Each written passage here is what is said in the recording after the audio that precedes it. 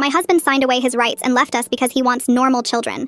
Now he wants custody after learning that our son was a genius? When Oliver was 2, he wasn't talking yet, wasn't making eye contact, would line up his toy cars for hours in perfect rows. The pediatrician said we should get him evaluated. That's when my husband Keith started pulling away. He sat through the autism diagnosis with his arms crossed, shaking his head. In the parking lot, he told me this wasn't possible. His family didn't have those genes. His brother's kids were all normal. His cousins were normal. This had to come from my side, or maybe Oliver wasn't even his. I showed him the test results from when he demanded a paternity test 6 months earlier, because Oliver's eyes were hazel and ours were brown. Oliver was definitely his son. Keith said the test must be wrong. Or maybe I'd messed up during pregnancy. Taken something. Done something. Something is broken inside our baby. He moved into the guest room that night. 3 weeks later, he was gone. Left a note saying he couldn't watch his bloodline be contaminated. That he wanted normal children. That I should find Oliver's real father to help pay for whatever special schools he'd need. The divorce papers came a month later. He signed away all parental rights. Didn't want visitation. Didn't want updates. Didn't want his name on anything connected to Oliver. He told his family Oliver had severe disabilities and would never have a normal life. Told his coworkers I'd probably drunk during pregnancy. Told anyone who asked that it was better for everyone if he started fresh. He married Bethany 2 years later and had twin boys who he constantly posted about. Look at them throwing balls. Look at them saying daddy.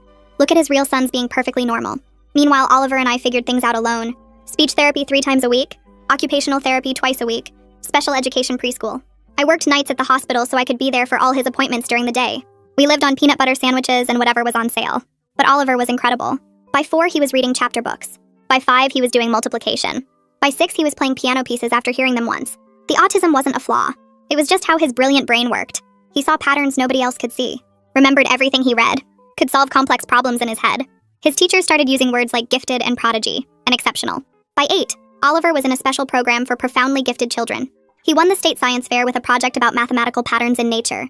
Got invited to a summer program at the university. Started learning calculus because regular math bored him.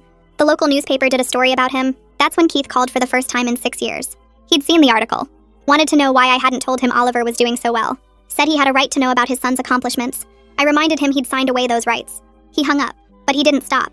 He started showing up at Oliver's competitions. Sitting in the back, taking pictures. When Oliver won the National Mathematics Championship for his age group, Keith was there in a suit telling other parents about his gifted son. How he'd always known Oliver was special. How he'd encouraged his interests from the beginning. How proud he was of his boy.